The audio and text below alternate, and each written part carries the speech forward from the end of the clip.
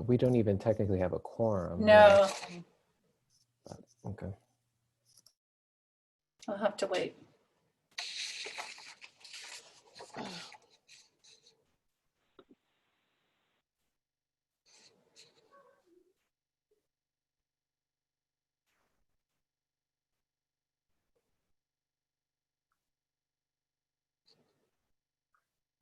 Madam Chair, is there anyone specific that we should reach out to and find out if they're coming to today's meeting?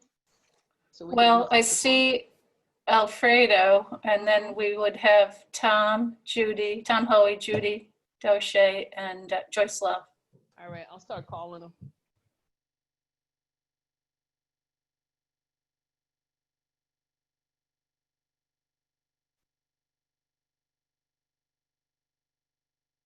Councilwoman Doche is joining right now. Okay, So we do have a quorum right now with her, you, and Alfredo Ballerin. all right, so we'll get started. Welcome, everyone. This is the September 14th meeting of the Planning, Economic Development, and Land Use Committee. We are here to discuss resolution number 72-8120R, and that's a resolution regarding the state environmental quality review of ordinance 96120, which has to do with the 76, commonly known as the 76 project. Welcome, everyone. I wanted to check once again, we'll start with public comment. I see, I just want to make sure there's no one here who wants to speak on this. Mr. Baker, go ahead. Thank you, Chairman Fahey. I just very briefly, I sent in my letter. I know it was circulated to everyone. Just if anyone has any questions, and I don't know how you're planning on having your discussion. I know you were bringing in planning staff to go over the questions that were raised at the last meeting, and I guess I'd like an opportunity to make a comment at the end or respond to any of that, depending on what comes up, if necessary. Well, we don't normally do that, Mr. Baker. Why don't we see how things go tonight? Sure, I understand. So anybody, is that it then? And so I know the applicant is here and wants to make a brief presentation. Stephanie Ferrandino, go ahead, Stephanie. Excuse me, I should start by saying council members present: Judy Doche, Alfredo Ballerin from the committee, and then other council members, President Pro Tem Kelly Kimbrough, Sonia Frederick, Councilmember Sonia Frederick, and then we have our staff, Michelle Andre, John Rafael Pichardo. Is Danielle here tonight? I don't see Danielle. Oh, there she is. Hi, Danielle. And we also have staff from the planning department, Council Amy Levine, and we also have Commissioner Chris Spencer. And so we'll go ahead and get started. Stephanie, you have comments to make. You're muted.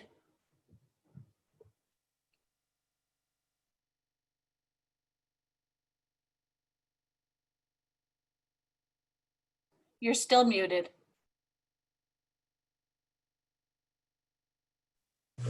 Can you hear me now? Yes. Okay, good.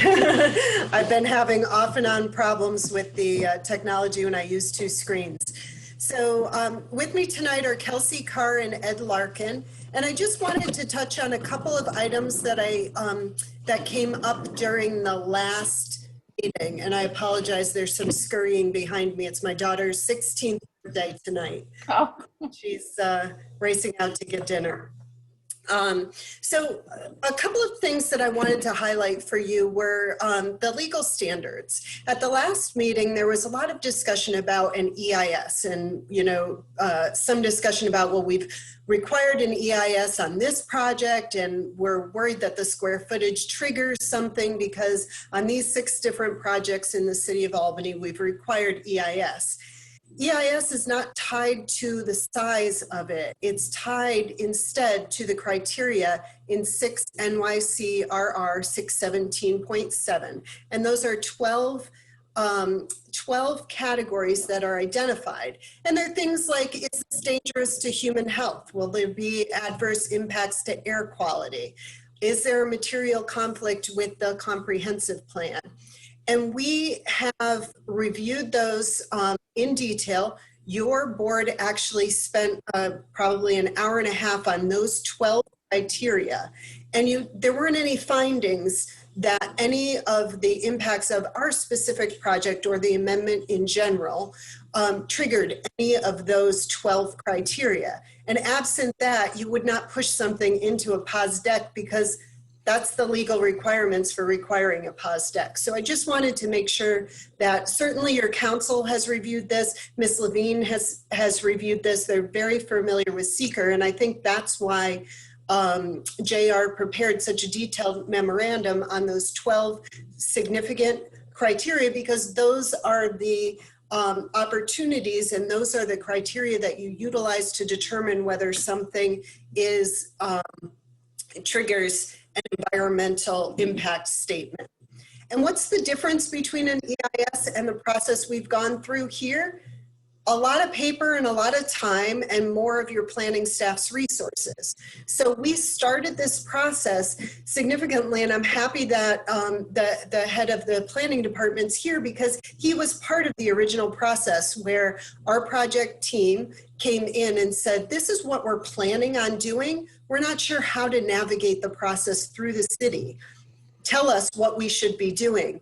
And Chris Spencer and his staff identified the process through which they thought that this was the correct zone to use and identified that we would need a zoning change. And then they identified all of the possible impacts in the studies that we ought to do in order to demonstrate that the project didn't have a significant environmental impact. And that's exactly the process that you would go through if you went to an EIS. You would identify the impacts through scoping.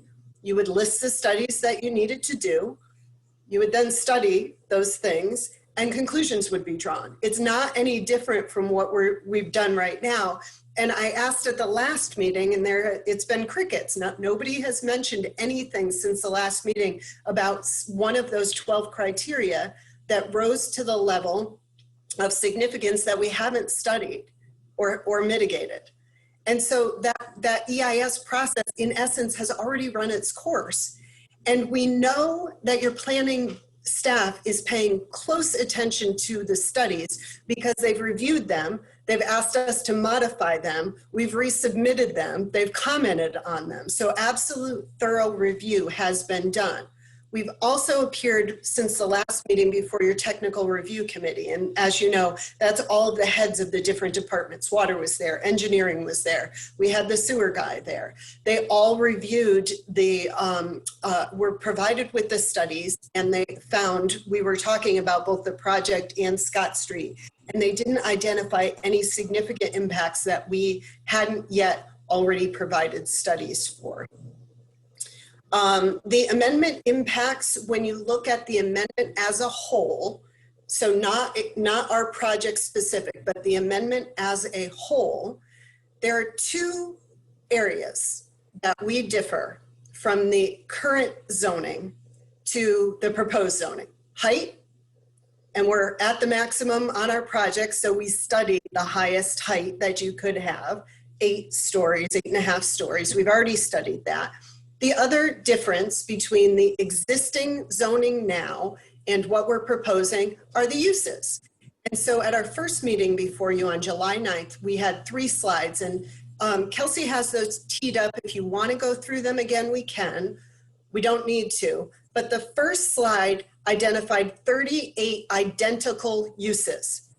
Exactly what can be allowed under the existing versus what we're proposing, 38 identical uses. The second slide identified 10 conditionally permitted uses. And you understand when something goes to a conditionally permitted use, it goes through SEQRA review. So those studies And some of them, one of them's the grocery store. That's part of our project. It's going to need to go through a conditional permit review, just like other items in both zones. The third slide identified kind of what we lumped into as miscellaneous uses. And those were uses where there was no or low impact. So things like urban agriculture or a mobile vendor, those are low or no environmental impact. Or we looked at categories of types of uses that would be unable to fit on this land primarily because of topography. So one of them would have been a stadium. Well, you wouldn't put a stadium there because the topography doesn't support that. Likewise, you wouldn't put a parking structure there, a standalone parking structure, because there's not enough land to have the parking structure and a separate use. And then we studied or looked at the third category, and that was where things would already have a SEQRA review tied to them. So, or they weren't, or they just wouldn't be used. So you wouldn't put a dormitory, a college dormitory on that land because there's no college nearby.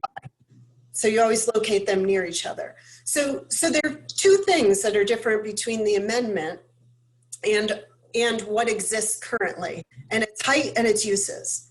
And we've studied those, and or there will be separate opportunity to study them again, because when those proposed uses, if our project didn't go forward, came to the city, that's part of the SEQRA process. And I think that's all I have to say. I would be happy to answer questions as we go through. I feel like you guys have spent an exorbitant time studying and talking to us about this, and we so appreciate the time and the thoughtfulness that you have given to the environmental review. We're happy planning staff is here and can weigh in, and we're happy to answer questions going forward tonight. Okay, thank you. Why don't we start by questions by council members, committee members first, that came up last time we met. And we have Chris Spencer here and Amy Levine from the planning department. I know there were some issues that came up that we thought it would be helpful to get their take on some of these issues. So I'm going to see if other council members have comments they want to make at this point.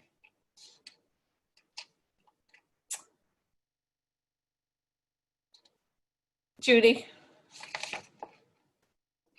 Yeah, actually, I'm interested in hearing what Chris and Amy have to say. I think that one of the questions was that Amy has answered in an email to you that you've shared with me about the advisory board. Oh, yes, right. Advisory board.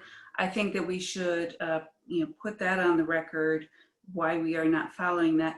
My understanding, I just want to provide people with a little bit of my perspective. I'm a lawyer, and over the years, I think a lot of projects wind up being delayed in the courts because people have not followed the process and have not, followed the law in the review. And so, and that's about the extent of my knowledge of the SEQRA review process. I mean, I've read the forms, but I don't have a really, great handle on what we're supposed to be doing, which is why I'm thrilled that the planning board staff is here. I appreciate what Stephanie just said about these 12 criteria, and I do think that we should be talking a little bit more about that, but I'd like to get the perspective and background knowledge that Mr. Spencer and Amy have.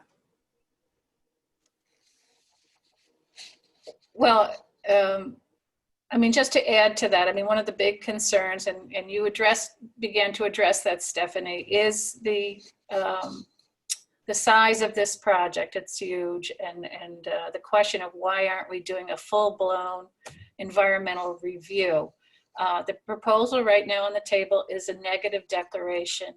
And we want to make sure that, you know, that we're covering our bases here and making sure that they're, that's the right way to go, actually. And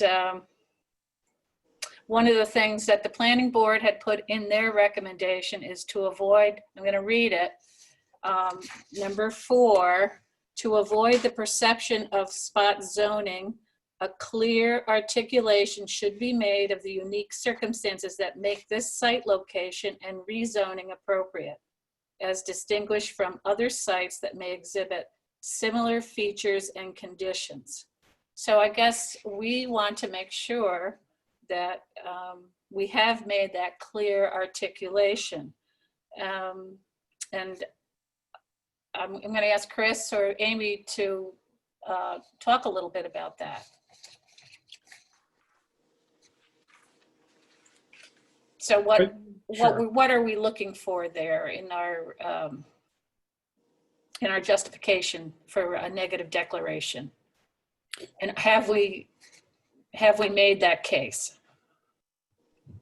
Yeah, I mean, there are a number of things that could be looked at. I mean, you can, in that declaration, you can talk about the topography, you can talk about the economic circumstances of the site itself, about the need to try to raise the values, about the reinvestment that's required, all the different things that this project may bring to bear. You know, again, and keep in mind throughout this whole process, there are two separate things happening. One is the rezone of all of this land. The other is the potential for the development. You are specifically looking actually at the rezone, not really the development. So a lot of the things with the rezone, you know, they're not 100% known. And a lot of those studies that we're talking about would happen through the development plan review with the planning board or those other, you know, once the development is actually going through. So I think, you know, I think the neg deck is the proper way to go on this. I think, you know, that's part of the type 1 you're looking at.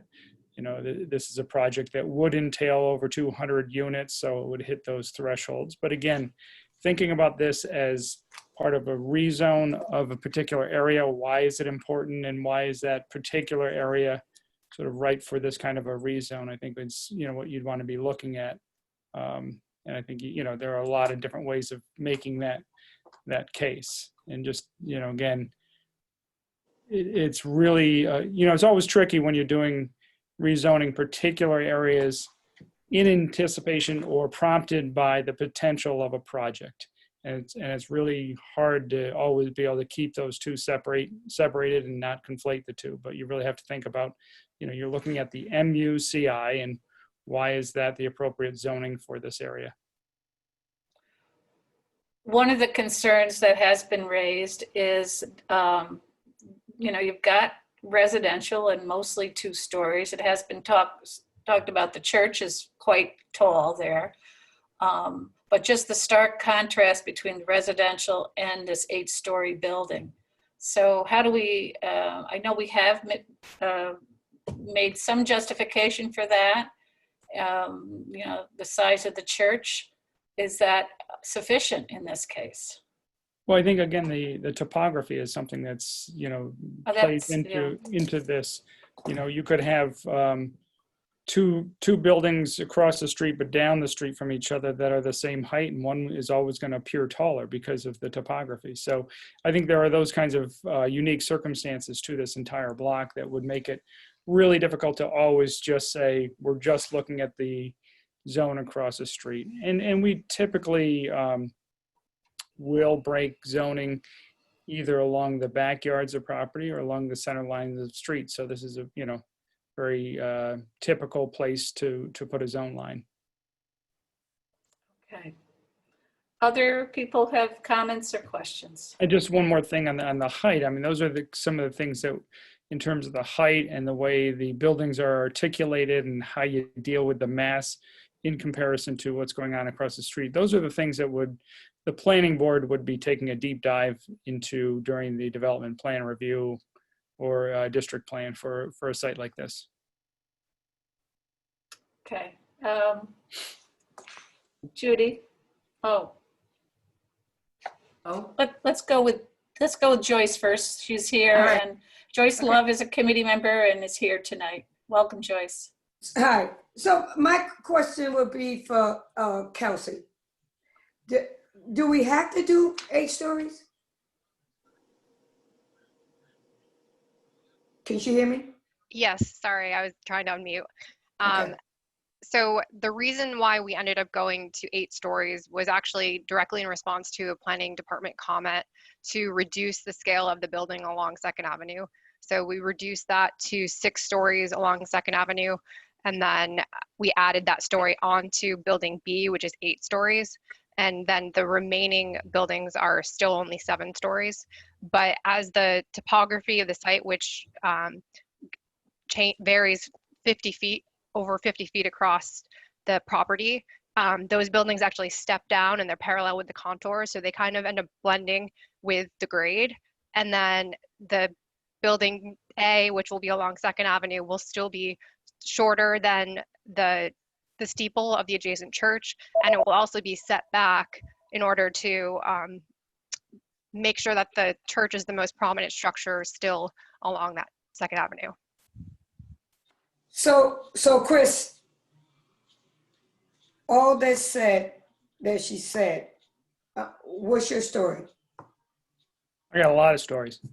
Oh, I know, but No, this one in particular. Yeah, no, in general, again, you're looking at, what is the overall, what are they looking in terms of the development? So the development in general is going to be based on pro forma and what it's going to cost to do a project like this, what it needs to get in the end in terms of the development. So you're looking at the development potential that's required out of something like this. And as Kelsey was noting, some of the buildings are not 8, some will be less than 8, but all of them will be more than 5, which would be the next zoning district that we had would have been a mixed-use community urban, and they have sort of a max of five stories. So again, we're trying to match the zoning district to what the development was that they were looking to do. Also allowing for district plans or allowing for a lot of different uses on the same parcel, and trying to reduce the likelihood of variance, or at least the intensity of any kind of variance that they might be looking for. We didn't want to go in at 5 and then have them come and ask for a 3-story variance. So. Okay. Okay, Judy, you had your hand up earlier. yeah. So Chris, I appreciate, and I'm struggling with this difference between, we're really approving the rezoning and we're not approving the project, really. And so we are approving it, and then we're doing a negative declaration, or we're doing, the proposal is to do a negative declaration based upon this particular project, not the zoning. So one of the questions I have is if it's appropriate to zone this parcel without regard to this project, if it's appropriate to rezone this particular block as MUCI, then why wouldn't it be appropriate to rezone the next block down closer to Pearl Street, and maybe the block after that abuts Pearl Street as MUCI? Is that potentially the more appropriate action for us to be taken if we're looking at doing this, in a sense, without regard to us specifically looking to approve this project? Well, I don't think it's, you should be in the position to start looking all around to see what other blocks should be zoned to MUCI. This is a case, again, there is a case of, in this particular, right here, with a request based on a potential project. So at this point, there are no potential projects on the other block. This block has some unique characteristics that some of the other blocks may or may not have, and that's part of what the council needs to look at. And again, it's looking at the overall, potential for this block. So I think in terms of the real, sort of meat and potatoes of the SEQRA, a lot of that really happens at the project specific level. And that's where the impacts and and any kind of mitigation is more likely to occur. I think this is more, again, the zoning becomes a little more theoretical to some degree. It's hard to test every, complete build out of every particular use and say that that is going to be the impact. So you just touched upon the idea that this block might have aspects that are unique to it that other blocks don't, which is kind of getting to the thing that the planning board has alluded to that we should be looking at with regard to saying to avoid the perception of spot zoning, a clear articulation should be made of the unique circumstances that make up this site location and rezoning appropriate. So I guess, that is part of what I'm struggling with. And I come from having gone through that USDO rezone process of there being, I want to say, a rhyme and a reason to why we assign, something to be RM here and R2 here and, MUNE here. It stands out at me that we went through that process, and for this particular area, we looked at it and we said that the most appropriate thing is RT and MUNE. So I guess I appreciate the fact that we can all revisit our thought process based upon somebody coming forward with an application. But it makes me a little bit nervous to depart from that without saying there's some sort of level of continuity of the purposes and the scheme of zoning. I don't know. The one thing I'd add to that is that this is not an individual parcel. This is 32 individual parcels. It's almost an entire city block. So usually when you think about spot zoning, you're looking along an area where one or two parcels is treated unequally or is treated favorably over everything else. So I think this one really, even with, when you're looking at an entire block, you're looking at potential plans, you're looking at a lot of different things that can happen. It really does not rise anywhere near to the level of what I think any of the courts would consider a spot zoning. And then I can just let Amy weigh in on that if she wants to. I was just going to note, I think, the analysis is, you need to take into account that for the SEQRA, you're supposed to evaluate the project as early in the process as possible. So we do have an application here for a specific project. And in that sense, the SEQRA should start as early in the process as possible to be looking at all of the impacts from that project, which starts with the rezoning.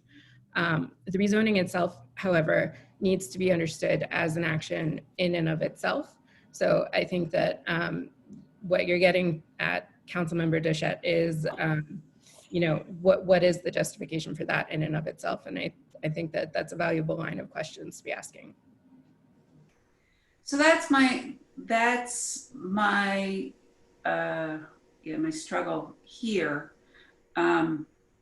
We make this decision, and we have basically declared this to be appropriate MUCI. If we then make that decision that is signed into law by the mayor, and then for some reason this project significantly changes or doesn't go through, there's a change of ownership, there's different kind of plans, then we're in a situation, I believe, correct me if I'm wrong, where any developer could come in and say, okay, I am going to build 8.5 stories within the, meeting the minimum and maximum setbacks, and I'm entitled to do that. I mean, we talk about the USDO in the zoning sort of providing some level of certainty to developers.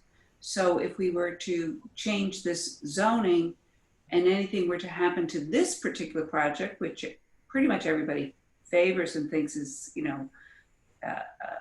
great idea, in putting together, so many different parcels that then directly benefits the community, but we could wind up with, market rate housing here if for any reason, this particular project did not come to fruition after we make the change. Am I correct about that?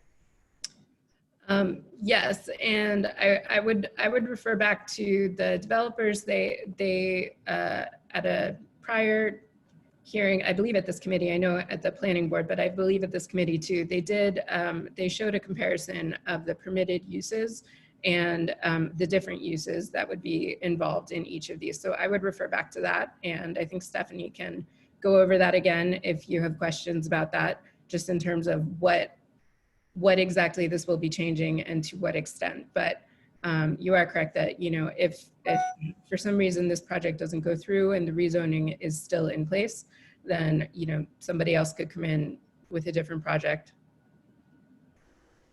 And I appreciate that Stephanie has called our attention to, and I've taken a look at the chart about all the other potential uses. I just then wonder how what the community sentiment would be then about potentially having an 8.5-story building right along 2nd Avenue that doesn't have all these other pieces that have essentially, to some extent, been negotiated with the community, that has gotten the buy-in. So, we could make this change, and I'm not anticipating that will happen, but I think that it's where my reservations come in, and what I think part of our analysis needs. I think we need to understand that as a little bit of a risk in moving forward and doing this, is the community might get something that they really don't want in the end. And again, I don't think that's a likelihood, but this project is a bit a ways from being approved and financed, and all the other pieces coming together, especially in these very challenging COVID times. Would it be helpful for the group to look through the approved use slides? Kelsey's got those teed up, and if JR shares the screen, she can pull them up and we can talk through. I think you're concerned that if you approve the rezone, then automatically somebody has the right to build on the entire lot 8 stories. And that's just not reality, because anything of any large scale would have to go through SEQRA process. And if it doesn't fit in with the neighborhood, it's going to be having the exact same discussions we're having right now, but probably at the planning board, meetings rather than the common council meetings. Yes. I think, I'm sorry to interrupt, Stephanie, but I think council members, we have to remind ourselves, all this stuff is going to be talked about at the planning board process. I mean, we're getting all into the weeds about development and all that. That is not our job. That is the planning board's job. Our job is to rezone, is to focus on the rezoning of the law. And that's it. After that, they go in front of the planning board, and all those things are hashed out with the developer in the development process. And for us to be even talking about development, the development of it, we cannot talk about the development of it because the developer does not have the right to build that there. So talking about, what the development is going to look like, you have to rezone it first, and then they have to go through planning to talk about the development once it is zoned to do what it's supposed to do. So I think, I can appreciate council members, and she'll show you the slides, but we're really, that's not our role in this process right at this point. Once we rezone it, then it goes to planning, then we have those development questions. But right now, having a development question for something that the property is not zoned for is very premature. But Corey, I beg to differ, because what is driving our consideration of this at all is this particular project. And frankly, I think if the question is, absent this project, what is the appropriate zoning for this particular location? In my opinion, it should be what is the appropriate zoning for the next block down and the next block down after that. And I don't, absent any discussion of, what development, I don't, to me, Judy, I it's, can appreciate that opinion. I can appreciate that opinion. Absent, no one else is trying to build projects like this in the South End. So we're holding up on, well, absent this project, no one else is trying to build a project like that here. And that's what we're trying to spur, to have those conversations, because I will stand on my soapbox and say, when they rezoned this city, they did not look at those neighborhoods, the ones where people knew they wouldn't be invested in, the ones they knew no one would go there and spend money. And now we're going to say, well, if this is the proper rezoning, this is the proper rezoning for a project of this magnitude, for a project that's going to put interest in this neighborhood, and for us to be caught up in, well, is it supposed to be zoned this way for a project like this? Absolutely. Now, we also, if the developer and goes through planning and things go awry, whatever, doesn't happen, the council, once again, has the right to go back and look at it and change it back if that's need be. But this is like, when you talk about development, there's no development going here. These men and women and the people worked hard on this. They come in front of us with an opportunity for this city and an opportunity for this neighborhood. And we are trying to ask 100 million questions that has already been answered, that's already been presented. And for me, everyone, I'm getting texts, people who are watching and saying, what is wrong with their council? Why are they against this development? And we've gotten letters about it. So the questions you're asking, Judy, I can appreciate.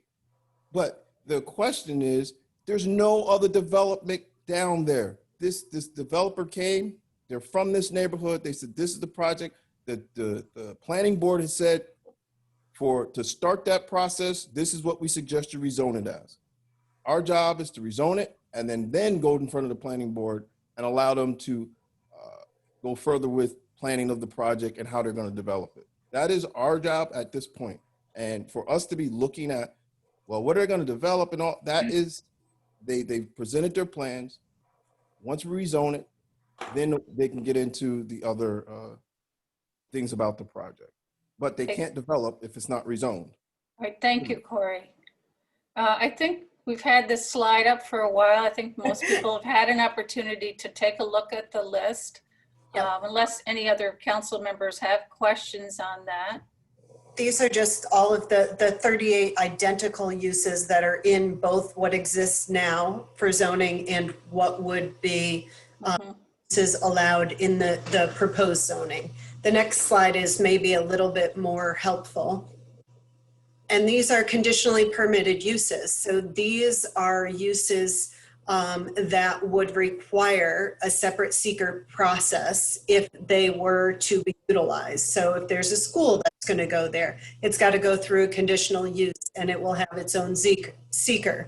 If there's a supermarket, just like we have, we're going to need to go through conditional use permit process with the planning board, and they will do SEQRA for that. Same thing with self-storage, commercial services.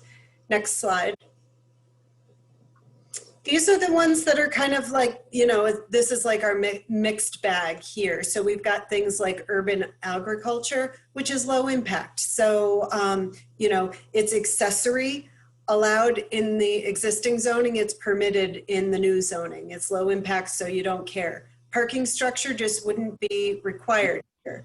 Things like a plant nursery, automobile wash, those are not permitted in the existing zoning. They're allowed as accessory uses, but what would they be accessory to? And so the topography in a lot of these is not compatible to having a transit facility or a vehicle fueling station, because why would you put it on these particular parcels?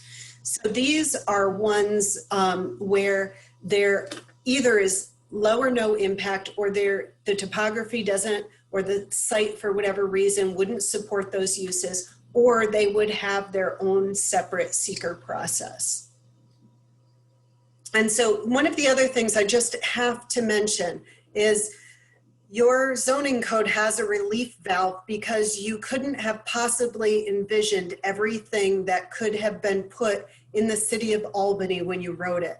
So there is technology, there are sustainability things we've never contemplated. And if you have a rigid adherence to your zoning code, there would be no solar in the state of New York. Because when I permitted the first solar in the state of New York, there was not any code to look at because nobody had done it before, so nobody's code permitted it. And so that's what we're asking you to think out of the box for a very unique project that you absolutely could not have contemplated 3 years ago when you approved this USDO. And that's the reason why there's a relief valve, the zoning amendment process that's written into your law, because you know zoning changes, and it changes for good reasons, and it changes for good projects. And that's exactly what we're asking you to do here, is look at something unique that you could never have contemplated 5 years ago and try to find a way to fit it within your city context. Okay, thank you, Stephanie. I'd like to see if any other council members have a comment. Alfredo, and you're muted. Stephanie, what's the time period before, if everything gets approved, for you to have shovels on the ground? A lot of it just depends on the approval process. So once the project is approved, then we need to go through the permitting process, and we'll be concurrently dealing with additional financing at that time. And I think likely it's a few months from approval when shovels could be in the ground. And Kelsey or Ed probably have a much better sense of that, because nobody talks to me. Once they get their approvals, I'm out of the picture. Yeah, I don't want to go into a ton of detail, but our goal was to go through this at a responsible but brisk pace so that we could have shovels in the ground this year. That was the client's goal. That was our goal. That's getting harder by the day. As the months go by, we're running low on time, but our previous goal was to have shovels in the ground this year. If we get through approvals, we have some work to do with building, planning, and fire. But at this rate, we're more on track for a spring groundbreaking of the project. Okay, any other comments by council members? Also, I want to mention council member Ginny Farrell is here. Council President Corey Ellis was here. And I guess that's it. Go ahead, Ginny. I just wanted to kind of say I'm hoping that this project is able to move forward past this point. I'm not on the planning committee any longer, but I've been in a lot of meetings for it, and I appreciate the time that everybody's taken to talk about the project and all the intricacies of it. And I really appreciate the different council members who do support this area, who have really dug in and have shown their support for the project. And I'm looking forward to actually being able to vote on it on the floor. And I'm hoping that we'll get that opportunity soon. Okay. Judy, I saw your hand. Did you have another comment? You're muted. There's two things. One is I have a skeleton of a resolution that came with the today's agenda. Has that been fleshed out for that we have something that we can actually vote on tonight? I proposed in the OneDrive, there's a proposed resolution amendment in there. And so how do I access that? Was there a link provided to that with this meeting notice?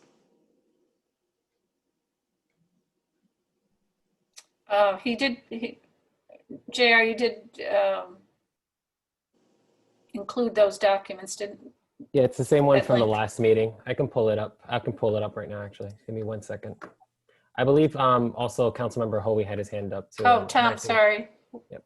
I don't see you. Yeah, I just want to let you know I'm here and Oh, I apologize, Tom, Councilmember Hoey. yeah, And who is a committee member?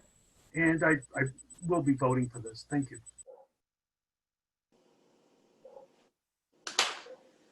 Kathy? Go ahead, Judy. So the other thing, while we're coming up, You're talking about the board? With the resolution. No, as I was going through the setbacks and the size of the buildings allowed in MUCI, I noticed that there is something here that says no local street adjacent to or passing through an R1, R2, or RT district shall be used to access a parking garage or a parking lot containing more than 100 vehicle spaces. I'm just wondering, is that something for which a variance has been requested or is contemplated?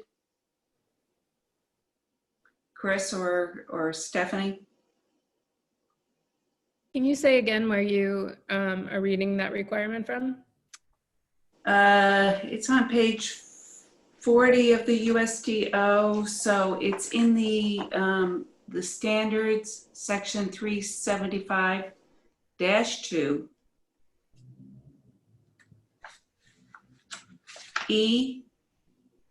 D6. And it's following table 375-2.25.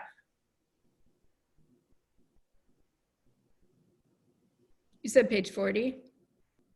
Yeah, that's on, oh, I'm really sorry. You know, it might be on a slightly different one as the thing. I'm looking at the printed version from April of 2017. Judy, while they're pulling that up, I can respond if you'd like, or go ahead. To this particular issue? Yes. Great. Go ahead. Thank you. Yes. So we're aware of that section. We've been following it closely. The project, as you know, has evolved as we've gone forward. The parking limits were initially reduced significantly below the current levels. We provided more to meet the residents' concerns for parking in the neighborhood. But with our structure in the 3 buildings in phase 1 and 1 in phase 2, we actually have multiple entrances to the parking lot. So until we figure out the final configuration, we were close to not violating that order. So it is something we're considering, we're aware of, and at the appropriate time, we'll have that conversation with planning staff. It's actually not the entrances. It says that a street shall not be used to access a parking garage or parking lot containing more than 100 vehicle spaces. So it's not 100 vehicles exiting or entering a particular one. I mean, I just want to make sure that people are thinking about, that particular provision and whether a variance might be necessary. Because I think the last, something I read, I was looking for the number of parking spaces. It looks like we're talking about potentially 250 in the garages. Again, Judy, I think what's going to happen on this project, you've got 4 separate buildings. You're going to have multiple areas where they're accessed. They may not be considered one gigantic parking garage. So you've also got street parking that'll count towards that requirement. So again, those are things that we will look at through the development plan review. In the end, it may require some variances, but we don't know at this point because you're going to fine tune a lot of that. Thank you. You were not going to know until we rezone the doggone thing and they start that process.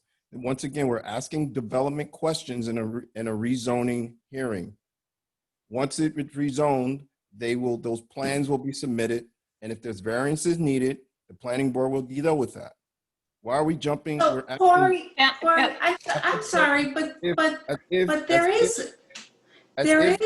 is relevant to the SEQRA review process.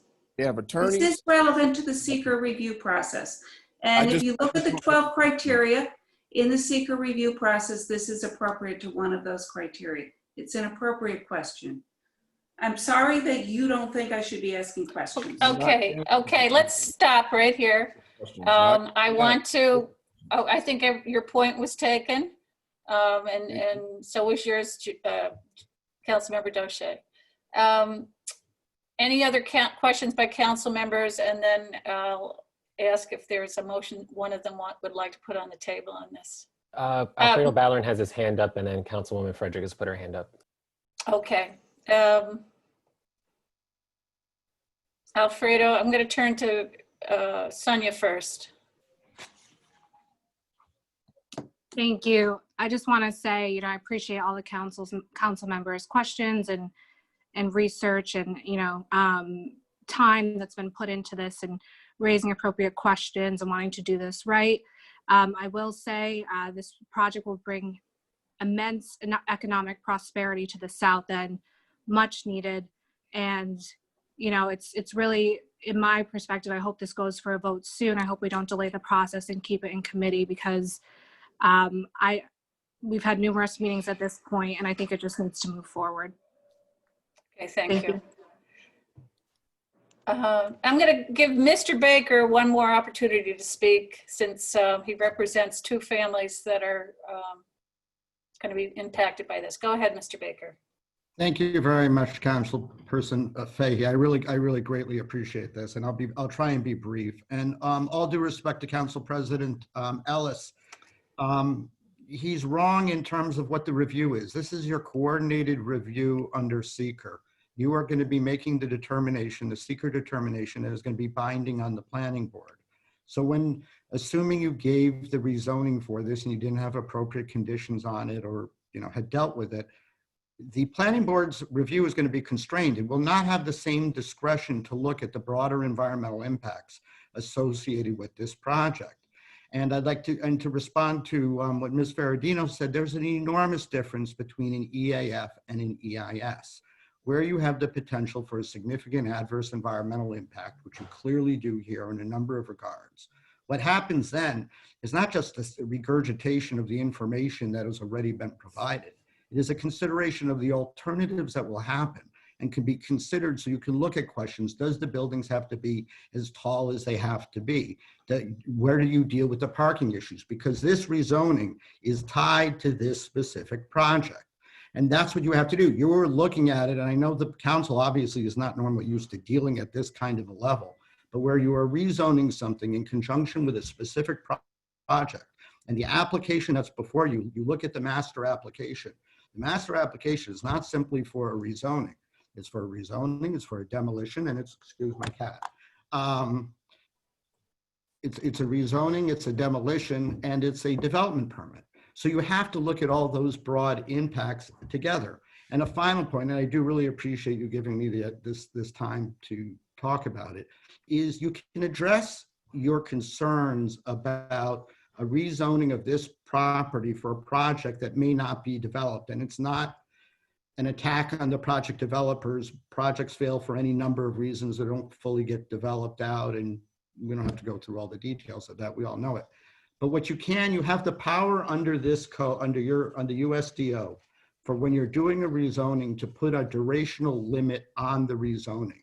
Because you do not have the general powers of doing a planned unit development district or a PDD, as happens in other places, you specifically have limits that you can place on that. So I would strongly suggest, and this is not instead of or in lieu of doing an EIS, because I think an EIS is still required, but you can put a durational limit on this rezoning and tie it to this project and say, if this project does not receive all of its approvals within X period of time and produce the bonds to assure that it gets built in that period of time, so you're not left with a white elephant or half of a project, that's just something that you should be doing and look at those issues. But it's not something you can just rush into right here. It is part of the review that should take place through the environmental impact statement. And you look at the full conditions and the permutations of what's being proposed. But for this project, because it is so tied to this rezoning, you have to look at the environmental impacts of those now.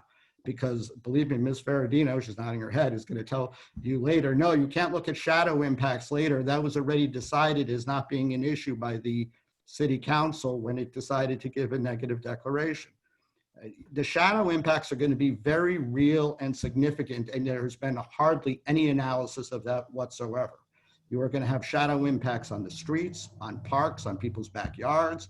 You are building something of a scale, and it's not just the height, it's the mass that is so much greater than what is there for the church and the other areas, that you are permanently altering what's going to happen there. It's not saying that this is a bad project or it doesn't provide benefits to the community. They can go together, but it's a matter of you have to engage in the proper planning of what's going to happen, especially tied to the question of affordable housing, because any representations of affordable housing, if they're not embodied within the zoning amendment, can vanish at any time. There's no requirement that this has to have the affordable housing component. So again, I really appreciate you giving me that extra time, and I urge you to be really careful about this. All right, thank you, Mr. Baker. I'm ready to share the proposed amendments. Okay.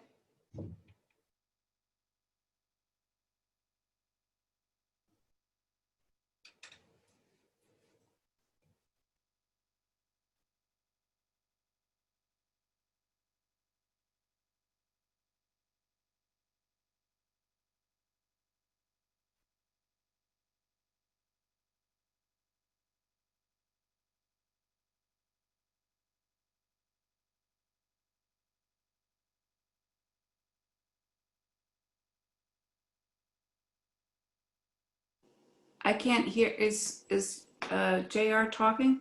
I'm not talking. No, I'm all just reading. scrolling through it. It's been provided to the council for a while now, so I'm just doing a cursory as I presumed everybody had read it. Yeah, I brought it up on the OneDrive now. I just have relied on what Michelle has sent us as an attachment to the agendas. It was also on page 2 of the notice. So it was attached? The revised version was attached? I'm sorry, I didn't see that. And in the OneDrive, I have all the reports, the planning board recommendation. Everything's in there related to this project.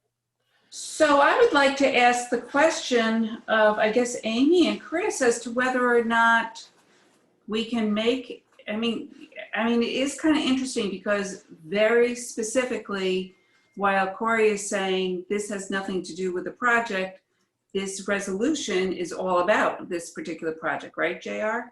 And, you know, that's what you're measuring it against. And so I'm wondering if it is possible for us to make a negative, make this resolution specific to this particular project, and if there are substantial changes to this project, then this SEQRA determination would have to be reconsidered, which makes sense to me, but I don't know if we can do that. I'm trying to recall, there was a case, I believe, and I believe we were actually the defendants in the case. I think it was matter of Save the Pine Bush versus Common Council of the City of Albany, where the Court of Appeals ruled on the SEQRA determination when it comes to, and you can, it basically, in sum of what the case said, was when it comes to a determination on the SEQRA, it comes down to a logical, orderly and logical fashion. I can't remember the exact terminology that the Court of Appeals stated, but basically in sum, what has learned from 2007 to now, and Amy, you can jump in on this one because I believe we spoke on this too, is it comes down to, you can use the project as one way, and then you can use the other aspects of what is allowed under it's, how can I say this? It is one way, there's many ways you can look at it, but it comes down to, as it's a logical summation of what can be zoned in here, what cannot. And as the developers have stated, there's, a stadium could be developed there, but a stadium can't go there because not enough land for it. You can't put a dormitory in there because it's usually associated with the school. So that's where on the SEQRA resolution, that's where I came with, and I used the project, and I also use outside of it too. And the resolution does address for each and every criteria, both the amendment in and of itself and the project. You'll see that term repeated over and over in JR's document. It says the amendment, blah, blah, blah, the project, blah, blah, blah, for each and every criteria. So Amy or Chris, did you want to respond to Judy's question? I'm going to let Amy go because I had discussed this with Amy, whether there was, an opportunity to trigger this or put a sunset or some other trigger for the zoning, or to say the zoning does not take effect until the property gets development plan review. There are a number of different ways that I had asked about. I think Amy's got probably a lot more background in terms of what we could legally do in terms that, in some cases you would look at a floating zone, which, we haven't outlined that in our USDO, but in a floating zone, it only lands on a project when you have a approved plan. So I don't know if there's some sort of a hybrid there that Amy could think of that we could legally do or impose on this. At this point in the project, we've already started down this path. A floating zone is certainly one way to deal with these things, and we do have that set up somewhat through the district plan process that we have, but a district plan wouldn't be allowable here until it was rezoned to MUCI in the first place. I haven't looked through the proposed resolution in detail at this point, but I agree with what's been said to the extent that it should be looking at both the effects of the rezoning in and of itself, and then also this being the seeker determination for this project, and the seeker starting as soon as possible in the project timeframe. So this should look at both things. Again, having not gone through this in detail, I don't want to speak to that, and I'll defer to JR on that. With regard to the conditional rezoning, it's my understanding based on case law that it's a rather tricky thing to do it this way. I've previously suggested that having a sunset in here, as was previously suggested by Stephanie, would not necessarily be legal under New York state law. And I continue to believe that, whether or not there is perhaps a similar way of doing that we could continue to talk about that, but I think it's certainly tricky. And that in terms of the sunset, I share the same sentiments with Amy. We've worked on this together and looked in research. And one thing that did come up, as Mr. Spencer mentioned, was the float zone, where a sunset clause in a float zone would be much more appropriate on that sense. But since this is kind of a definitive zone, it's a little trickier under New York state law legally wise. But for a float zone, and it's something that I've mentioned to some council members that maybe we can use for more opportunity and incentives in the future. But at this point, the sunset doesn't seem to be appropriate. I did want to just talk real briefly on the idea of a shadow study and the things that the planning board can and can't do. One of the unique things about the zoning is that the zoning heights are based not on feet, but on stories. And that was based on the idea that many of the buildings throughout the city of Albany are built at different ages, different times. Some of them are Victorians with 12 or 13 foot tall ceiling. And if you're trying to build something in context with that, building an 8 foot ceiling and trying to squeeze in 3 stories under 35 feet didn't really make a lot of sense. So in this case, you wouldn't know the particular height, you wouldn't know the massing of the building until you have that development plan review. And the planning board can certainly look at that through the development plan review, because the planning board can look at the significant adverse impacts on the surrounding neighborhood or any significant impacts that would be limited. So I think there's that opportunity. The planning board will be looking at those things. They do tend to look at all those things through the development plan review. So I don't think this zoning change, having not gone through and done a shadow study, shuts the door on that. Again, we would be looking at a specific project, a specific configuration of the building in order to do that. Okay.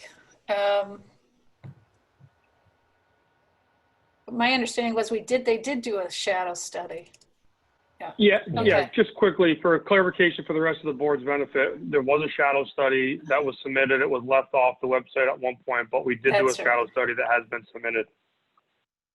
Okay, and if there aren't any other comments, I'm going to ask if somebody wants to put a motion on the table here. Do you want me to bring up the amended resolution again, or is that, should I just leave it out?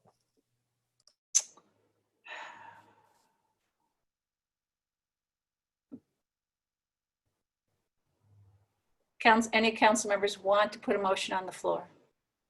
I'll put a motion on the floor to move this forward. A second on the motion. Second. All right, we're going to take a vote. Any discussion on the motion? I'm sorry. Alfredo. I just want to say what I was trying to say before. You know, I understand the concerns that are coming from my colleagues, because if it was a very different project, we'd probably have many different questions. The fact that this is a project that's 100% sustainable, the fact that it's 60% affordable, that it's mixed income project, the fact that it has found creative ways for those residents to live in there to find potential income with the 3 bedrooms, 1 studio concept, which is very creative to, you know, for this type of project. You know, that's, and the fact that the amenities are going to be open to the entire community and not just the residents in these complexes is why people feel comfortable and want to see this move forward. It'd be a very different scenario if this was a luxury building project where, you know, there would be discussions about gentrification and discussions about, you know, having 2 different classes, you know, and what we and how this is actually benefiting the community. So this project people feel comfortable with. This project people feel, you know, like they want to see this in this neighborhood, and that this neighborhood deserves something, you know, that's going to bring positive vibes, for lack of a better word, and positive energy and opportunity for growth in this community. So it's a risk. It's a risk, and I'm hoping that the developer and I'm hoping that those who are working on this project get this completed, because if this is not the project that goes up, then you know, then really, I mean, hopefully that's not the situation. I mean, but we won't forget. All right, thank you, Alfredo. Anyone else? Judy, go ahead. Thank you. So, first place I lived in Albany was on Lower Morton Avenue across from the towers. If you look at the South End development plan, one of the things that they want to get rid of are the towers. I lived for 10 years in Sheridan Hollow, which a lot of people consider Arbor Hill. And watched some developments happen, and I want to say with a lot of enthusiasm get pushed through that ultimately were not in the best interests of Clinton Avenue in that community. And so it is from that perspective that, and the perspective that I do a lot of careful evaluation of things going on in my neighborhood, and people constantly raise concerns about traffic impacts and the height of buildings and shadows on immediate residences. So, you know, I'm approaching this from the standpoint of the South End community is entitled to as much due diligence on our part as any other part of the city. And while there's a lot of enthusiasm, that might even be more reason for caution in this. I do think that this is going to have a significant impact. This says that it isn't going to have a significant impact, but I think it is.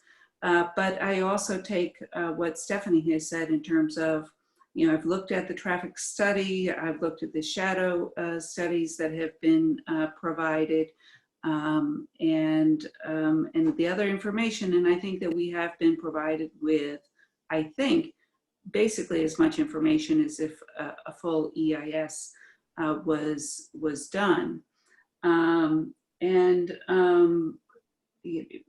Here, while I have reservations, and as Alfredo says, I think that there's some risk associated with this, and I hope I don't regret my decision, but I'm also listening to the community. When I look at, well, why did we zone it one way, just 3 years ago, and now we're rezoning it differently? And Derek Johnson provided the best answer to that, and that is with community input for this specific project, there is support for zoning it in this way. And we took into consideration when we did the USDO rezone, we took into consideration what various neighborhoods wanted at that particular point in time. So I hear that, and I am keeping my fingers crossed that this project is going to be everything that it says it is, because I have seen promises made in the past, and I think people who have been around long enough know some of the promises I'm talking about, and those promises being disappointing. I am a little bit concerned about these being the new towers that 30 years from now people will want to take down, because it's disruptive to the neighborhood feel. And so those are some of my reservations, but I'm respectful of Ms. Frederick's support of this, Mr. Johnson's support of this, Mr. Ellis's report, Ms. Love's support of this, and I understand that sometimes you have to take a leap of faith and think boldly, and I am trusting that people will not disappoint me. People have a lot invested in this, and I'm trusting that all the people who are speaking up now are going to be there and make sure this happens and happens right. So I will be supporting this. Anybody else? We're Joyce? gonna Joyce, go ahead. As amended? No, there's no amendments. The motion's on the table to accept the resolution, pass the resolution. You mean the bare bones one or the amended one that I proposed? Oh, I'm sorry, the one that you just... That's what I wanted to clarify. So that's the one that's amended? Yes, you're right, Joyce. And then just want to clarify, is that a positive recommendation or no recommendation? Positive recommendation as amended. Okay. Sorry for not putting that. And I just really quickly, I wanted to say that my goal here was to have a full discussion on what the zone change might mean, and to take a closer look at the any environmental impacts there may be, get the questions that people have raised, answered, discussed. I think it made a difference to have this second meeting with this discussion on this resolution. So I will be supporting it as well. So unless there's anyone else, we'll take a vote. All in favor? Aye. Aye. Aye. Okay, unanimous. All right. Thank you everyone for your input today. Much appreciated. And good night. Thank you so much for your time, everyone. We so appreciate it. Thank you. Thank you, Kathy, for your time on this as well. Yep. And Julia. Alfredo, can you hang on for a second? Sure. Yeah, I talked to a mutual friend of ours, Ben Kalos, yesterday, and yeah, he's running. I'm gonna put this offline. We're all live, you know. Yeah. We're still live streaming. Don't worry about it. How about you call me on my cell phone? I will. And I'll Ben told you. Good night, everyone. Thank you. Thank you, everyone, for your support. Good night. we don't